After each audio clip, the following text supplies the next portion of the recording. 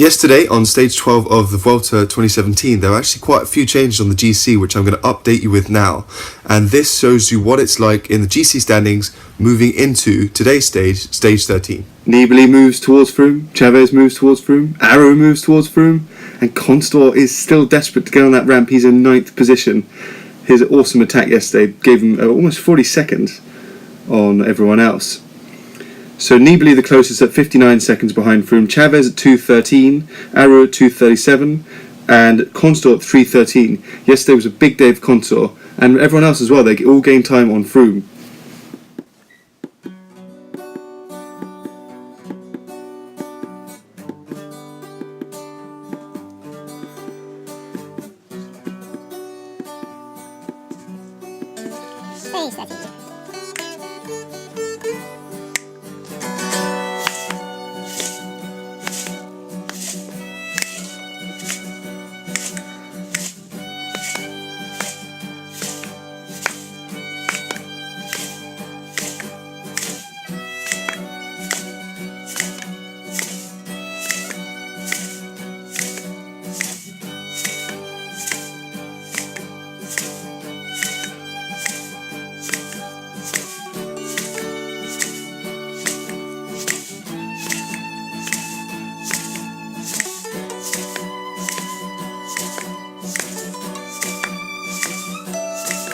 Today is one of the few sprint stages, so it's relatively relaxed and not anywhere near as anxious as yesterday's stage, where Chris Froome fell over twice, turned out, and punctured as well.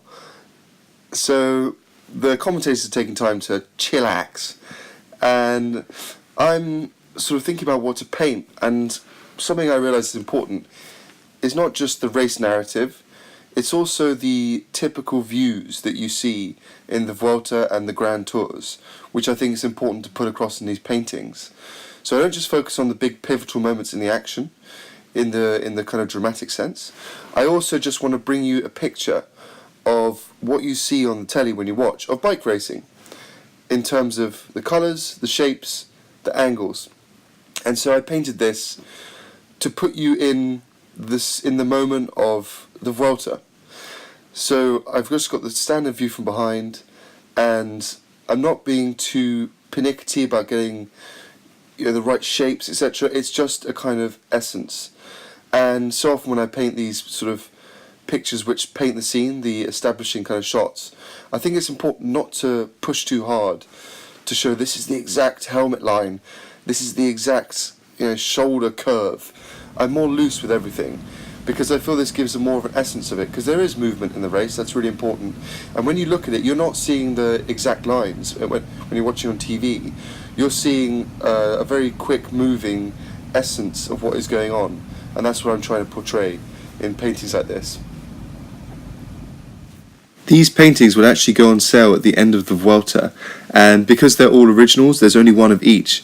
If you want one of them, then sign up to the email peloton, which is on captainsmithdesign.com, and you will be the first people to know when they go on sale, before they go on sale to the general public, so that way you will more likely get the one that you want. They're going to be affordable, and I'm really looking forward to that. captainsmithdesign.com, and enter your email into the email peloton. Slow day today, and Carlton Kirby, the Eurosport commentator who I absolutely love, he's hilarious, and a very good commentator of course, he gets obsessed by little things, and for some reason he's obsessed by the Gallo de Moron, which is a statue which he's been waiting for all day. It's quite a slow day, so they'd find funny stuff to talk about, and this is just great. Sasha Modelo from UAE Team Emirates. Look at it. Here we go. It's the Gallo de Moron. Well, there it is. We've seen the... Sorry to interrupt you, but just one... Well, this is more important. than the sprint. Yeah, the legend is that there was a tax collector came here and got chased out of town. And the legend resulted in a folk song. Antiquated vasquinando como el Gallo de Moron si plumados y capturando en la mejor ocasión. I won't do the rest of it, but anyway, it says you're going to end up like a rooster of Moron without any feathers and crowing at the best of times. I sometimes find it's a little bit skewed that there's one winner in fact, that winner only wins because his team is so strong. And I think if you know about bike racing, that's part of it. And they also, the winners usually thank their team. So Christian will always thank his team. He gets on the little blower on the race radio and he says thank you to everyone. So he's really polite and that's cool. But I think a lot of viewers don't realise that it's a hugely team-based sport. Well, it is a team-based sport, apart from the last part where Christian will get to express his ability on what appears to be on his own at the final part of the mountain or the day. But for the rest of the day, Team Sky are looking after Chris Froome in the peloton.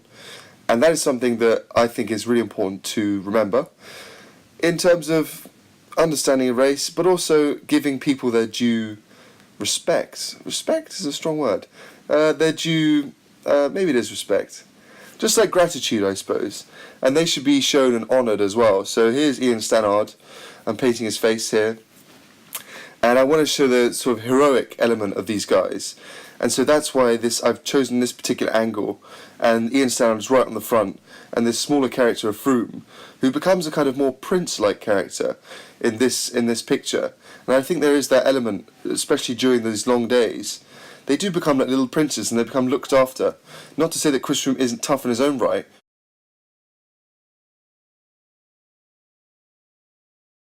So just counted them within the last 4.5. That was a kind of mistake. Which I think is a bit unkind. But there you go. The course designers here love a bit of a roundabout. Never used to have them in this part of the world, and now it seems they just can't get enough. They're telling the camera bike, that was BMC, to get out of. So these guys are heroes in their own right, and they're big riders. So I've tried to show that in the physical bigness on the page. But I mean they're big riders in the sense that they're impressive. So that's what I'm doing here, and I'm adding these splashes to create dynamism, which I'm sure you can understand. And it's always a risk, you know, it might go over Chris Froome's face, for example, there. But with watercolours, you can go back a lot of the time. And secondly, more importantly probably, is that I like to have things open, and I think that life is often about risks, as is bike racing.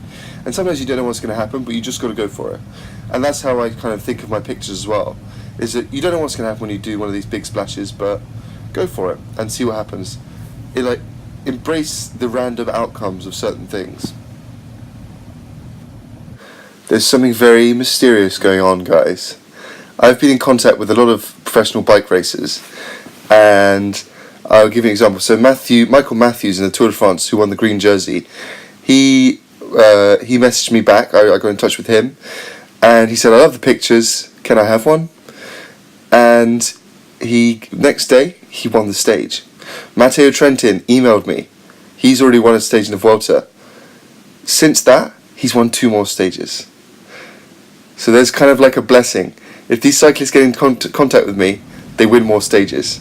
So Matteo Trentin wins this stage today, stage 13 of the Vuelta 2017, relatively comfortably. And big shout out to Giovanni Moscon, who is the Team Sky rider here in 3rd position, who actually ended up coming 2nd, despite the fact that he's more of an all-rounder and not really a sprinter. So bravo him. I like to tell myself that my job is similar to bike racing, and particularly tours, because they work for 3 weeks, I work for 3 weeks. I'm under a lot of pressure, they're under a lot of pressure. And similarly, I think there are parallels in how I eat, and how cyclists have to eat, because I have to eat on the move. So this is what I was having today. I recently got an email from someone who was concerned that I'm not eating enough vegetables, which is Caroline, you know who you are. Thanks for that. And I thought it was really sweet, so I thought I'd show you that I am actually eating vegetables. The reason why I'm only showing you my meal times during the day is that I'm doing a challenge which I've called Raw Till August. So you eat raw fruit, until 4 o'clock during August. Makes sense. It's also September, but forget that. It's a good name. And I've tried this many times in the past after I had a skiing accident on my back. I broke my back, spinal. That's a Tyson quote, by the way. I broke my back. What kind of breakage was it? What do you mean? Spinal. I broke my back. What do you mean by that? You My broke back is broken. what? A vertebrae or what portion? Spinal. Yeah, so I broke my back. This is me in real life, Sam speaking. And the subsequent years were very difficult in terms of a lot of pain, low energy, couldn't do anything really, didn't go out, lost a load of friends because I didn't do anything, depressed, in pain, couldn't work. Man, it was ugly. And I couldn't go cycling. My immune system was so shot that I physically couldn't do anything without getting sick. So that was pretty miserable. And one of the things I found which helped me, well, it was the thing that I found that helped me, was eating a fruit diet. So thank you to Durian Rider, who I found on YouTube about 4.5 years ago, whose lifestyle I followed to be able to be where I am now. Is absolutely huge turnaround for me. And I'm sure I'll go into that in another video. And amazingly, he actually gave me a shout out in one of my, for stage 7, he put on his videos, which I'm just so happy about. I might actually insert that here, because I am just, I'm so moved by it. 9, stage 8, I can't remember which one it is. Either way, we've got some drawing here of Sam Smith. Go check it out.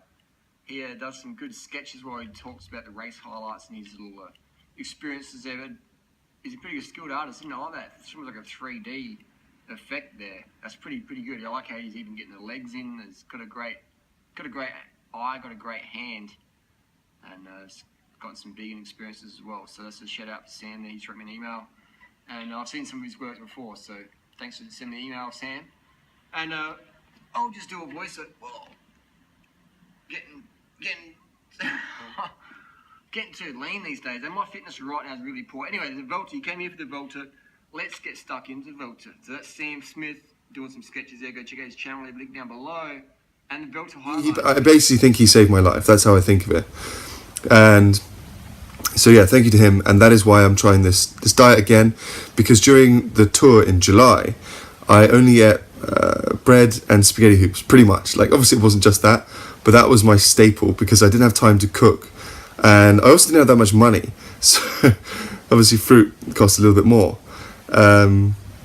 So now I've got the money and I've got a little bit of time. I'm making the time because my health is so much more important than being able to, it's just so important. So that is why I'm eating all this fruit. It's to give me energy, it's to give me health, and it is absolutely working. And I think it's completely worth the price. And it's because, I don't know, I think until you get really, really ill, you don't realise how important this stuff is. So that's why I'm doing that. This is vegan cheese, and the rest of it I think you will recognise. So I won't patronise you by saying that that's a pickle. That's a pea, that one there. It's a pea. Ow.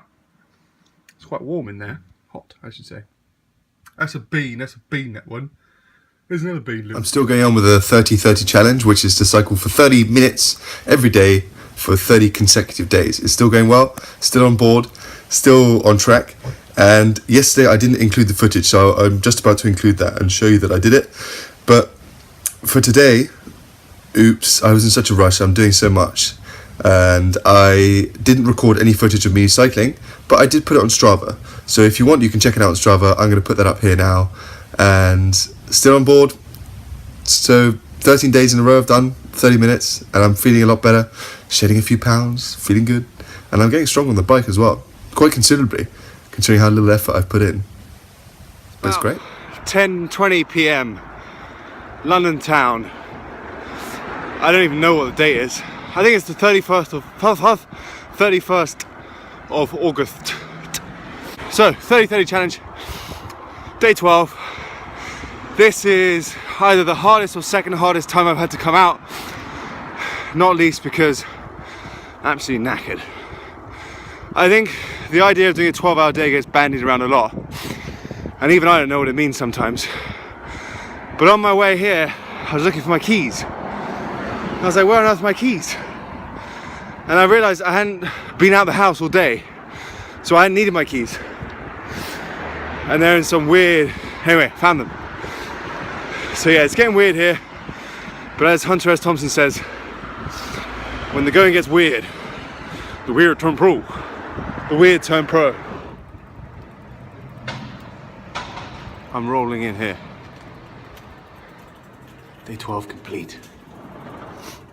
Very proud of myself, as I should be. Did my half hour. Wow!